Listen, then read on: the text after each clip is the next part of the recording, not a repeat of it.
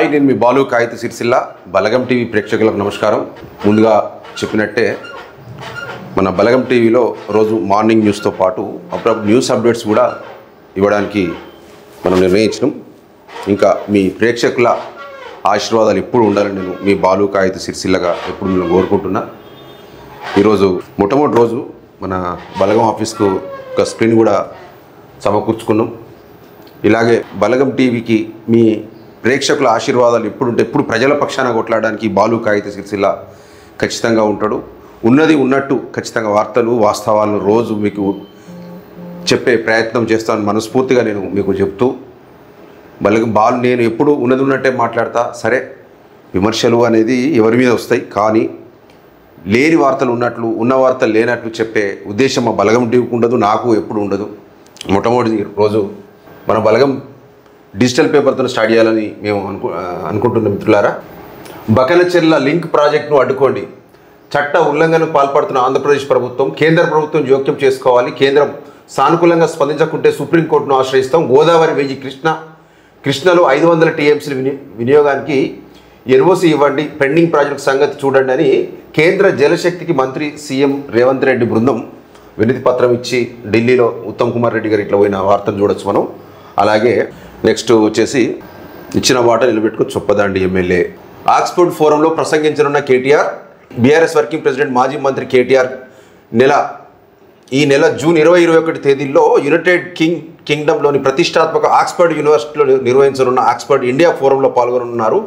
ఈ సందర్భంగా కేటీఆర్ భారత అభివృద్ధికి ఫ్రంటియర్ టెక్నాలజీ పాత్ర అనే అంశంపై ప్రసంగించనున్నారు. ఈ ప్రసంగంలో ఆయన తెలంగాణ అభివృద్ధి మోడల్, సాంకేతిక పరిజ్ఞానాన్ని వినియోగించి సాధించిన సమగ్ర అభివృద్ధి, అంతర్జాతీయ పెట్టుబడులను ఆకర్షించిన విధానం వంటి విషయాలను ప్రస్తావించడం ఒక వార్త ఉంది. అలాగే జర్నలిస్టుల సంక్షేమోదయం చొప్పదండి ఎమ్మెల్యే మేడిపల్లి సత్యం గారు ఇంకోటి నటి జర్నలిస్ట్ సౌత్ ఫిల్మ్ ఇండస్ట్రీకి ఎప్పుడూ రుణపడి ఉంటాను. మూడో పేజీలో వచ్చేసి సిరిసిల్ల జిల్లాకి ఎక్కువ ప్రియారిటీ ఇస్తున్నాం. ఎందుకంటే మేము రాష్ట్ర వార్తలతో పాటు సిరిసిల్ల కూడా మన సిరిసిల్ల కలెక్టర్ గారు ఏం చెప్తున్నారంటే, రాజన్న సిరిసిల్ల జిల్లాలో రైతుల ఖాతాలో 99.5 కోట్ల భరోసా నిధులు జమ అని చెప్పేసి కలెక్టర్ గారు ఒక ప్రెస్ మీట్లో చెప్పిన పరిస్థితి కనిపిస్తుంది. మృత్యువుతో పోరాడుతున్న 3 ఏళ్ల బాలుడు వైద్యం చేయిస్తేనే బతికించే అవకాశం, ఆర్థిక సాయం అందించి ఆదుకోండి. తల్లిదండ్రుల వేడుకలు. సిరిసిల్ల పట్టణంలోని బీవై నగర్లో మనీష్ ప్రాణాపాయ స్థితిలో జాండీస్ కారణంగా మనీష్ కాలేయం పూర్తిగా దెబ్బతిని పరిస్థితి విషమంగా ఉందని వైద్యులు పేర్కొన్నారు. మెరుగైన చికిత్స కోసం హైదరాబాద్లోని ఆసుపత్రి తరలించి కాలేయ మార్పిడి, లివర్ ట్రాన్స్ప్లాంటేషన్ అవసరమని, దీనికి దాదాపు 25 లక్షలు ఖర్చు అవుతుందని వైద్యులు పేర్కొన్నారు. మనీష్ తల్లి బీడీ కార్మికురాలు కాగా తండ్రి ప్రైవేట్ ఉద్యోగి. ఇప్పటికే 4 లక్షలు అప్పు చేసి ఆసుపత్రి చెల్లించారు. మరో 21 లక్షలు అవసరం కావడంతో మొత్తాన్ని భరించలేని నిస్సహాయ స్థితిలో తల్లిదండ్రులు ఉన్నారు. తమ బిడ్డ ప్రాణాలు నిలబెట్టేందుకు దాతలు, ప్రభుత్వ అధికారులు, నాయకులు, స్వచ్ఛంద సంస్థలు సహకరించాలని ఒక వార్త వచ్చింది. మిత్రులారా, మనీష్ అసలు నిన్న నుంచి నేను చాలా వాట్సాప్ గ్రూప్లలో వస్తుంది, వివిధ పత్రికల్లో కూడా వచ్చింది. ఈరోజు ఈ రాష్ట్ర ప్రభుత్వానికి కూడా నేను విజ్ఞప్తి చేస్తున్నా. ప్రభుత్వ బాధిసీనన్న ఈ కాంగ్రెస్ సిరిసిల్ల నియోజకవర్గ కేకే మహేందర్ రెడ్డి గారు, మీరు కూడా మనీష్ గారిని గురించి, ఈ అబ్బాయి 21 లక్షలంటే వాడి లైఫ్ మొత్తం ఉన్నది అమ్ముకున్నా కూడా పేద కుటుంబాలు 21 లక్షలు వచ్చే పరిస్థితి లేదు. కాబట్టి ముఖ్యమంత్రి రేవంత్ రెడ్డి గారి దృష్టికి తీసుకెళ్ళి అవసరమైతే స్పెషల్ జీవో ఇప్పించి, ఎల్ఓసి ఇప్పించి కాలేయ మార్పిడికి మీరు తప్పకుండా ప్రభుత్వం సహకరించాలని బలగం టీవీ ద్వారా కూడా కోరుకుంటున్నా. ప్రతిరోజు యోగా సాధనలో ఆరోగ్యం. అసమానతలు రూపుమాపడానికి రాహుల్ గాంధీ పాదయాత్ర. ప్రభుత్వ శ్రీనివాసు నిన్న ఎవరిదంటే బర్త్డే కదా, జిల్లా మొత్తం నిన్న చేసిర్రు. ఏది బర్త్డే వేడుకలు రాహుల్ గాంధీది. మహిళల రక్షణ కట్టుదిట్టమైన షీ-టీం. మహిళలు, యువతులు లాంటి ఉన్న నిర్భయంగా పోలీసులను సంప్రదించండి. ఈ మానవ అక్రమ రవాణా, మహిళలు, చిన్నపిల్లలను వేధిస్తే కఠిన చర్యలు తప్పవు ఒక వార్త ఉంది. ఇది ఇంకోటి, నేరాల నియంత్రణకు పటిష్టమైన చర్యలు తీసుకోవాలి. మద్యం సేవించి వాహనాలు నడిపితే పట్టుబడితే చర్యలు తప్పవు. ఎస్పీ మహేష్ గీతే. జిల్లా వ్యాప్తంగా ప్రతి శుక్రవారం సాయంత్రం 6 గంటల నుంచి 8 గంటల వరకు డ్రంక్ అండ్ డ్రైవ్ తనిఖీలు చేపట్టడం జరుగుతుందని, మద్యం సేవించి వాహనాలు నడుపుతూ పట్టుబడితే జైలు శిక్షలు, జరిమానాలు తప్పవని ఎస్పీ మహేష్ బి గీతే అన్నారు. గురువారం జిల్లా పోలీస్ కార్యాలయంలో పోలీస్ అధికారులతో ఎస్పీ మహేష్ గీతే క్రైమ్ మీటింగ్ పెట్టి పెండింగ్ కేసులు త్వరగా ఇవి చర్యలు తీసుకోవాలి పెండింగ్ కేసుల మీద. ఇంకేమేమంటే డ్రంక్ అండ్ డ్రైవ్ ప్రతి శుక్రవారం కూడా డ్రంక్ అండ్ డ్రైవ్లు టెస్టులు చేస్తామని చెప్పి ఎస్పీ గారు చెప్తున్నారు. ఇక్కడ వాస్తవానికి సిరిసిల్ల పోలీస్ గురించి మనం చర్చించాలి. ఇక్కడ డ్రంక్ అండ్ డ్రైవ్ టెస్టులు చేసడం మంచిగా శుక్రవారం మొదలు ఆదివారం పెడితే ఇంకా కొంచెం నాడు జర బలుదీనం కాబట్టి మా వాళ్ళు కూడా పర్ఫెక్ట్గా పనిచేస్తారు. శుక్రవారం జర ఒక్క పొద్దులు ఉంటాయి. సండే పెడితే మంచిగా ఉంటుంది అనుకుంటున్నా. సరే మీరు అది ఏ బేసిక్లో పెట్టిరేమో కానీ. ఇంకోటి షీ టీమ్ కాలేజీ పిల్లలకు కానీ ఇంకోటి చాలా కార్యక్రమాలు చేస్తారు. పోలీస్ శాఖను మెచ్చుకోవాలి. షీ టీంకు నెంబర్ కూడా ఏంటిది 100 కొట్టవచ్చు. ఇంకో నెంబర్ కూడా ఇచ్చారు. ఒకసారి మీరు చూడండి. అమ్మాయిలు ముఖ్యంగా కాలేజీలో కానీ స్కూళ్ళలో కానీ ఇతర ఆకతాయిలు మన ఇది పాత బస్ స్టాండ్లో కానీ ఎక్కడ కానీ ఇబ్బంది పెట్టే అవకాశం ఉంటే ఖచ్చితంగా పోలీసుకు మీరు నిర్భయంగా ఫోన్ చేసి మీరు ఫిర్యాదు చేస్తే మీ పేరు కూడా బయట పెట్టరు, ఖచ్చితంగా యాక్షన్ తీసుకుంటారు. ఇప్పుడు నెక్స్ట్ వచ్చేసి సాక్షిలో మళ్ళీ తెరపైకి ఇచ్చంపల్లి సాగర్. కేంద్ర మంత్రి సిఆర్ పాటిల్ ముందు సీఎం రేవంత్ మంత్రి ఉత్తమ్ ప్రతిపాదన. గోదావరి జలాలను ఉపయోగించుకోవాలంటే దీనిపై చర్చకు సిద్ధమని వెల్లడి. గతంలో ఈ అనుసంధాన ప్రాజెక్టును ప్రతిపాదించిన కేంద్రం 15.8 TMC సామర్థ్యంతో ఇచ్చంపల్లి వద్ద బారాజ్ నిర్మాణానికి ప్రణాళిక. రోజుకు 2.2 TMC నీటిని సాగర్కు మళ్లించేలా NWDA DPR మొత్తం 230 TMCలో తెలంగాణకు 65, ఏపీకి 80 TMCలు, తమిళనాడుకి 80 కేటాయింపుగా ఇది ఉందని చెప్తున్నారు. రేవంత్ బేసిన్ల కంటే బ్యాగుల మీద నాలెడ్జ్ ఎక్కువ అని ఎవరు మన హరీష్ రావు గారు ముఖ్యమంత్రి రేవంత్ రెడ్డి గారిని విమర్శించినట్టు ప్రెస్ మీట్లో చర్చిస్తున్నారు. 50 ఏళ్ళ చీకటి గాయం ఇది గోపరాజు నారాయణరావు గారు రాసినట్టున్నారు. ఇది నమస్తే తెలంగాణ వచ్చి చూద్దాం. అట్లే బాబుకు దాసోహం, రేవంత్ ద్రోహం, మన నీళ్లపై హక్కులు రాసివ్వడానికి రాష్ట్రం నీ జాగిరా రేవంత్, నీ అజ్ఞాన మూర్ఖత్వం తెలంగాణలో తరతరాల నష్టం.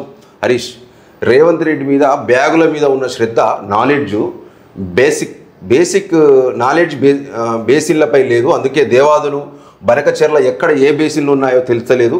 దేవాదులు ఏ బేసిన్లో ఉన్నదని అధికారులను అడుగుతున్నాడు. నల్లమల తెలంగాణకే చెందుతుందా అంటాడు. ఇంత బాధ్యత లేని అవగాహన లేని సొయలేని ముఖ్యమంత్రి ఉండడం దౌర్భాగ్యం అని మాజీ మంత్రి హరీష్ రావు గారు ప్రెస్ మీట్లో అడుగుతున్నారు. ముఖ్యమంత్రి గారు కూడా నిన్న రివ్యూ మీటింగ్లో అనుకుంటే అధికారులను కాళేశ్వరం ప్రాజెక్టులో ఈ ప్రాజెక్టుకి సంబంధించిందేనా అని అడిగిన ప్రశ్న ఒకటి సోషల్ మీడియాలో కూడా వైరల్ అయింది. దీంతో పాటు రంగంలోనికి అగ్రరాజ్యాలు ఏ దేశంలో యుద్ధాలైనా ఈ అగ్రరాజ్యాల ఇన్వాల్వ్మెంట్గా అందైతే ఉండదు. ట్విట్లతో కూడా యుద్ధాలు ఆపుతారు. అంత శక్తి సామర్థ్యాల దేశాలు ఇవి. ఒక్క నిమిషం ఇంకేం SCU కేసుల ఎత్తివేత ఏమైంది? సబితా ఇంద్రారెడ్డి గారు వినతి పత్రం ఎవరికి ఇచ్చారు? మంచిరెడ్డి గారికి ఇచ్చారు. అలాగే ఆంధ్రజ్యోతి బనకచెర్లను అడ్డుకోవడం అంటే అన్ని దినపత్రికల బనకచెర్లను వార్త హైలైట్గా నిలిచింది వాళ్ళు. ఎందుకంటే ఈ బనకచెర్ల నాకు కూడా పెద్ద అవగాహన లేదు. దీని మీద నేను కూడా స్టడీ చేసి ఖచ్చితంగా ఒక అనాలిసిస్ వార్త చేద్దాం తప్పకుండా. తెలంగాణ రైజింగ్ విజన్ అద్భుతం. రఫర్ జగన్ గారు. ఓకే సాక్షి మా రాజన్న సిరిసిల్ల జిల్లాకు వచ్చేస్తే సాక్షిలో ఈరోజు చినికి వస్తే మునకే హైటెన్షన్లో తట్టు ప్రజలు పూర్తి కాని వరద కాలువ పనులు శాశ్వత పరిష్కారం కోరుతున్న స్థానికులు తాత్కాలిక చర్యలతో సరిపెడుతున్న అధికారులు అంటూ ఒక వార్త సాక్షిలో రాయడం జరిగింది. వాస్తవానికి సిరిసిల్ల పట్టణంలో చిన్న వానగాడితే కూడా పాత బస్టాండ్, వెంకంపేటు, లోతట్టు ప్రాంతాలు మొత్తం వరదలు అంటే పడవలేసుకుని రావాల్సిన పరిస్థితి. ఇప్పుడు కాదు, గత 15 సంవత్సరాల నుంచి కూడా ఈ పరిస్థితి. చూడండి 15 ఏళ్ళుగా ఇదే తంతు. వడ్నాల శేఖర్ బాబు, సంజీవన్ రెడ్డి అంటే చాలా రోజుల నుంచి అంటే వరద మీద బోనాలు ఉంటుంది. ఆ బోనాల చెరువు దిగిపోతే వెంకంపెట్టు మొత్తం ఒక ముంపునకు గురవుతుంది. పాత బస్టాండ్ అయితే అది దారుణమైన పరిస్థితి. ఇక శ్రీనగర్, శాంతినగర్ పాపం వాళ్ళ ప్రజలు ఇక వాళ్ళు ఆ ఇళ్లలోకి పోని కూడా పడవలేసుకొని కూడా పోరాదు ఆ పరిస్థితి. ప్రభుత్వం కూడా దీనికి శాశ్వత పరిష్కారం చేయాల్సిన అవసరం ఉంటుంది. కలెక్టర్ గారి వార్త. కల్తీ విత్తనాలు విక్రయిస్తే చర్యలు ముస్తాబాదు. రాజన్న కోడలు కంటికి రెప్పలా చూసుకోవాలి. జిల్లా పశు వైద్యాధికారి రవీందర్ రెడ్డి గోశాల ఎంపికైన సిబ్బందిని అవగాహన సదస్సు. అట్లా ఉన్న కోడలను చచ్చిపోయినాక ప్రభుత్వానికి రావాల్సిన చెడు పేరు, శ్రీనివాస్ గారికి రావాల్సిన చెడు పేరు వచ్చినాక ఇప్పుడు పశు వైద్యాధికారులు, జిల్లా అధికారులు, ఎండోమెంట్ అధికారులు ఇప్పుడు రెస్పాండ్ అయ్యి వీటిని రక్షించే పనిలో పడ్డరు అన్నట్టు. ఇప్పుడు సదరం క్యాంపు, హెచ్ఎంలు, ఎంఈఓలు.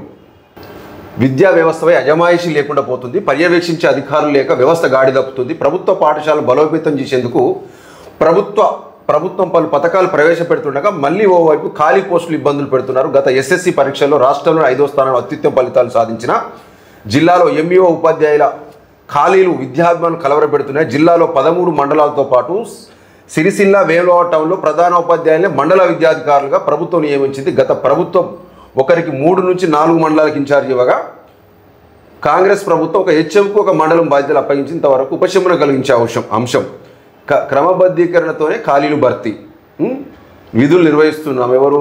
ఎంఈఓ చెప్తుండు. ఇక్కడ పాతూరు మహేందర్ రెడ్డి గారు కూడా నియామకాలు చేపట్టాలని చెప్తున్నారు. స్కూల్లో రాజన్న సిరిసిల్ల జిల్లాలో 489 ప్రాథమిక పాఠశాలలు, 37 ప్రాథమికోన్నత పాఠశాలలు, జడిపి ఉన్నత 113, కస్తూర్బా విద్యాలయాలు 13, మొత్తం టోటల్ విద్యార్థుల సంఖ్య 48,382. ఇంకా ఎగ్జిటివ్కి ఖాళీ ఉన్నాయి 190, స్కూల్ అసిస్టెంట్లు 131 అంట. ఉపాధ్యాయుల ఖాళీలే 190 ఉన్నాయి. ఇంకా పరిస్థితి విద్యా వ్యవస్థ ఎట్లంటే, సరే గత ప్రభుత్వం కంటే ఈ ప్రభుత్వం కొంచెం వార్తలు నాకు కూడా అనుభవం ఉంది, ఐడియా ఉంది కాబట్టి చెప్తున్నా. ఒక ఎంఈఓకి 3 మండలాలు 4 మండలాలు ఇచ్చారు పోయినసారి. వీళ్ళని ఆయన హెచ్ఎంలు ఎంఈఓలు చేసి మండలానికి ఒక్కళ్ళు ఇచ్చారు. కొంచెం పర్యవేక్షణ పెరుగుతుంది. వాస్తవానికి ప్రభుత్వ విద్యా వ్యవస్థలో కొంచెం చాలా మార్పులు వచ్చినాయి. ఇప్పుడు అడ్మిషన్లు దొరకని పరిస్థితి ఉంది. ఎందుకంటే నేను చూస్తున్నాం ఈసారి బడిబాట కూడా అద్భుతంగా చేశారు. ఈ విషయంలో కాంగ్రెస్ ప్రభుత్వాన్ని నేను కృతజ్ఞతలు చెప్పాలి. కానీ ఈ ఖాళీలను భర్తీ చేయాల్సిన అవసరం ఉంది. ఇంకా విద్యార్థుల సంఖ్య ఎక్కువ ఉన్న కాడ ఉపాధ్యాయుల సంఖ్య తక్కువ ఉంది, ఉపాధ్యాయుల సంఖ్య ఎక్కువ ఉన్న కాడ విద్యార్థుల సంఖ్య, ఇది కూడా రేషనలైజేషన్ ఖచ్చితంగా చేసి ఇవి సర్దుబాటు చేయాలి, తొందరగా చేయాలి. ఎందుకంటే ఈ విద్యా సంవత్సరం కూడా ప్రారంభమైంది కాబట్టి నేతలను త్రిప్ట్లో చేరేందుకు ఛాన్స్. జిల్లాలో నేత కార్మికులు త్రిప్ట్ పొదుపు పథకంలో చేరేందుకు మరో 2 రోజులు గడువును పొడిగించారు. నేత కార్మికులకు సౌకర్యవంతంగా ఉండాలని బీవైనలను పాత చేనేత జౌళి శాఖ ఆఫీసులో హెల్ప్ డెస్క్ను ఏర్పాటు చేశారు. పరిశ్రమను అనుబంధం పనిచేసే కార్మికులు ప్రతి నెల గరిష్టంగా 1,200 పొదుపు ఖాతాలు జమ చేస్తే ప్రభుత్వం అంతే మొత్తం చెల్లిస్తుంది. ప్రతి నెల కార్మికుడి పొదుపు ఖాతాలు 24 జమ అవుతుంది. కావడం వడ్డీతో సహా 2 ఏళ్ళు తర్వాత కార్మికులు పొందవచ్చు. ఈ త్రిప్ట్ పొదుపు పథకాన్ని చేరేందుకు తొలుత జూన్ 19 వరకు అవకాశం ఉండేది. దీంతో చేనేత జౌళి శాఖ అధికారులు ఏం చెప్తున్నారంటే, మిత్రులంటే సిరిసిల్ల నేతలు ఈ త్రిప్ట్ పథకాన్ని ఖచ్చితంగా సద్వినియోగం చేసుకోవాలి. మంచి పథకం అంటే సేవింగ్తో పాటు ఏమన్నా దురదృష్టం చనిపోతే కూడా 5 లక్షలు కాదు ఇన్సూరెన్స్ కూడా ఉన్నట్టుంది. దీనికి ఈ జూన్ 19 వరకు గడువు ఇచ్చింది గవర్నమెంట్. ఖచ్చితంగా ఇది సద్వినియోగం చేసుకోండి. ఖచ్చితంగా దరఖాస్తు చేసుకోండి. నెలకు 1,200 అంటే పెద్ద విషయం కాదు, చిన్న మీకు పెద్దదే కావచ్చు, కానీ ఖచ్చితంగా పొదుపు అనేది అవసరం. ప్రభుత్వం కూడా మీరు రూపాయి జమ చేస్తే ఇంకో రూపాయి ప్రభుత్వం జమ చేస్తుంది కూడా ఖచ్చితంగా ఇది మీరు సద్వినియోగం చేసుకోవాల్సిన అవసరం ఉంది. ఇంకోటి దుమాల గురుకుల ప్రిన్సిపల్ సస్పెన్షను, మందుపాత్రల గణేష్ హత్య కేసులో బొమ్మకల్ కరీంనగర్ది చూస్తే చిల్లరే కోట్ల దోపిడీ, కోళ్ళ ఫారం వల్లట మొత్తం కోట్ల చేస్తారని చెప్పేసి నిష్పక్షపాతంగా పోలీస్ సేవలు. తంగళ్ళపల్లి సిరిసిల్ల రూరల్ సీఎం మొయిలీ గారు తంగళ్ళపల్లి మండలం అంకుశపూర్ ఎంపీటీసీ కరికవేని కుంటయ్య మృతిపై పట్టింపు లేకుండా వ్యవహరించినట్టు పోలీసులపై వస్తున్న ఆరోపణలు అవాస్తవాన్ని సిరిసిల్ల రూరల్ సీఐ మొగిలి వెల్లడించారు. పోలీసులను ఆశ్రయించి రక్షణ కోసం ఏ ఫిర్యాదు చేసినా నిష్పక్షపాతంగా వ్యవహరిస్తున్నామని స్పష్టం చేశారు. 2023 ఆగస్టు 23న కుంటయ్య తనకు లేని భూమి రిజిస్ట్రేషన్ చేశాడని మల్యాల నాగరాజుపై ఫిర్యాదు చేయగా తంగళ్ళపల్లి పోలీస్ స్టేషన్లో నాగరాజుపై కేసు నమోదు చేసినట్లు తెలిపారు. 2024 డిసెంబర్ 12న మరో భూమి విషయంలో కరికవేని కుంటయ్య తనను మోసం చేశాడని గంగకృష్ణారెడ్డి ఫిర్యాదుతో తంగళ్ళపల్లి పోలీసులో కేసు నమోదైనట్టు వివరించారు. 2 కేసులను దర్యాప్తు చేపట్టి కోర్టులో ఛార్జ్షీట్ దాఖలు చేసినట్టు తెలిపారు. పోలీసులు భూమి సంబంధిత అంశాలు సివిల్ వివాదాల్లో జోక్యం చేసుకోలేదని స్పష్టం చేశారు. దీని మీద చర్చించాలి మిత్రులారా. Not only Sircilla police, Telangana రాష్ట్రంలో పోలీసులు సివిల్ కేసులలో చాలా మట్టుకు తలదూర్చి పేదలను, వ్యాపారవేత్తలను, రియల్టర్లను ఇబ్బంది పెడుతూ లక్షల రూపాయలు వసూలు చేస్తున్నారని ఒక అభియోగాలున్నాయి. ముఖ్యంగా కాంగ్రెస్ ప్రభుత్వం వచ్చినాక ఇటువంటి ఆరోపణలు ఇంకా ఎక్కువైనాయి. ఎందుకంటే చాలా నాకు దృష్టికి వచ్చినాయి. 2-3 హైదరాబాద్లో కూడా ఉన్నాయి. ఎందుకంటే సిటీలో అయిన పంచాయతీలను కూడా మళ్ళీ పోలీసులు ఏం చేస్తారు, ఇంతకుముందు పిటిషన్ ఉంటుంది కదా, మేము కాంప్రమైజ్ అయినాం సార్ అంటే నో అని చెప్పి ఎఫ్ఐఆర్లు కట్టి మళ్ళీ కూర్చుండబెట్టి కేసులు పెట్టి రిమాండ్లు చేసి డబ్బులు వసూలు చేస్తున్న సందర్భాలు ఉన్నాయి. ఎందుకంటే పైసలు అందరం కూడా తీసుకుంటారు, కానీ పెద్ద ఇప్పుడు ఎందుకంటే పోలీస్ ప్రభుత్వానికి చెడ్డ పేరు వస్తుంది. తంగలపల్లి పోలీసు వాళ్ళు కుంటయ్య విషయంలో కూడా అసలు ఎంపీటీసీ కుంటయ్య, నాకు కూడా కుంటయ్య గారు నాకు ఇంతకుముందు పరిచయం, ఎంపీటీసీగా పనిచేసినప్పుడు. దురదృష్టకరం, ఆత్మహత్య చేసుకోవడం అనేది ఎంత దుర్మార్గం అంటే 10-20 లక్షలకు జీవితము, కోట్ల రూపాయలు ఇచ్చిన జీవితం వస్తుంది కుంటన్న. ఎంత అన్యాయం అనేది. 2 ఆడపిల్లలను వదిలిపెట్టి పెళ్ళిడికి వచ్చిన ఆడపిల్లలు కాదని నువ్వు ఆత్మహత్య చేసుకుంటేది ఎంత ఎంత పైసలు ఇవ్వాలా, కాకపోతే రేపు వచ్చి అప్పులు పెరిగితే దండం పెట్టాలి. ఇప్పుడు నీ పిల్లలు ఎవరు చూసుకుంటారు కుంటయ్య గారు చెప్పండి. మీరు పోతే చనిపోయి ఇప్పుడు సరే పోలీసులు నీ విషయంలో ఎట్లా వ్యవహరించినది పక్కన పెడతాం. వాస్తవానికి సిరిసిల్ల రూరల్ పోలీస్ కానీ తంగలపల్లి పోలీసుని కొంచెం నాకు అవగాహన ఉంది కాబట్టి అంత దుర్మార్గమైన చర్యలు ఇంక ఇప్పటికైతే చేస్తలేరు, భవిష్యత్తులో ఏమో కానీ కొంచెం చాలా మట్టుకు చట్ట ప్రకారమే వ్యవహరిస్తున్నారు. కానీ కొన్ని విషయాలలో పోలీసుల మీద తీవ్రమైన ఆరోపణలు వస్తున్నాయి. రాజన్న సిరిసిల్ల జిల్లాలో ఎస్పీ మహేష్ సార్, మీరు కూడా రాజన్న సిరిసిల్ల జిల్లా పోలీస్ అధికారుల మీద ఖచ్చితంగా నిఘా పెట్టాలి సార్. ఎందుకంటే అఖిల్ మహాజర్ గారు ఉన్నప్పుడు కొంచెం సిస్టమేటిక్ ఉన్నారు, కొంచెం దారి తప్పిన ఒక ఆరోపణలు వస్తున్నాయి. మీరు ఖచ్చితంగా రివ్యూలు కాదు, ప్రతి అంశంలో కొంచెం సీరియస్గా తీసుకోవాలి. సిరిసిల్ల ప్రాంతమే మెట్ట ప్రాంతం, పేదలు ఉండే ప్రాంతం. ఎందుకంటే పోలీస్ స్టేషన్లకు న్యాయం జరుగుతుందని పేదలు వచ్చే అవకాశం ఉంటుంది సార్. మనం కూడా న్యాయాన్ని వాళ్ళకి అందించకపోతే పోలీస్ వ్యవస్థ మీద, ప్రభుత్వం మీద కూడా వ్యతిరేకత భావం ఏర్పడే అవకాశాలు ఉన్నాయి. చిన్న కరప్షన్ అంటే పెద్ద పట్టించుకోవాల్సిన అవసరం లేదు, కానీ మరీ డబ్బుల కోసమే పనిచేసే అధికారుల మీద మాత్రం ఖచ్చితంగా యాక్షన్ తీసుకోవాలి, నిఘా పెట్టాల్సిందే సార్.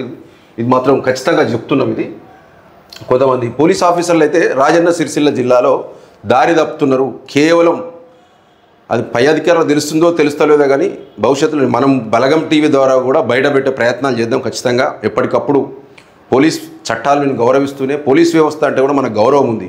కానీ ప్రజలకు నిజంగా నష్టం జరిగినప్పుడు పోలీసులు కొంచెం అత్యుత్సాహం ప్రదర్శిస్తూ అవినీతి ఆరోపణలు వచ్చిన అధికారులను మాత్రం వదిలిపెట్టే పరిస్థితి ఉండదు. ఎందుకంటే చాలామంది ఇప్పటికి మన నోటీస్కి వచ్చినాయి. ఇంకా చాలామంది చెప్తున్నారు, ప్రతి ఎవరైనా పిటిషన్ వచ్చి పోలీసుల వ్యవహార శైలి గౌరవం కూడా చూడలేదు కొన్ని పోలీస్ స్టేషన్లలో. అది నడుస్తుంది ఖచ్చితంగా. ఇవి రాజన్న సిరిసిల్ల జిల్లా పోలీస్ శాఖకు ఇంతకుముందు మంచి పేరు ఉండే, ఇప్పుడు కూడా మంచి పేరు ఉంది కాదంటలేము, కానీ కొన్ని తప్పిదాల వల్ల మొన్న కేటీఆర్ గారి క్యాంప్ ఆఫీస్ ముంగట లాఠీ చార్జ్, ఇటువంటి చిన్న అంశాలు ప్రివెంటివ్ అరెస్టులు అరెస్టులో 2-3 చేస్తే అంత పెద్ద సంఘటన జరగకపో. ఈరోజు రాష్ట్రంలో సిరిసిల్ల పరువు అయిన పరిస్థితి వచ్చింది. లా అండ్ ఆర్డర్లో Rajanna Sircilla police failure, utter flop అనే లెక్కకు వచ్చింది.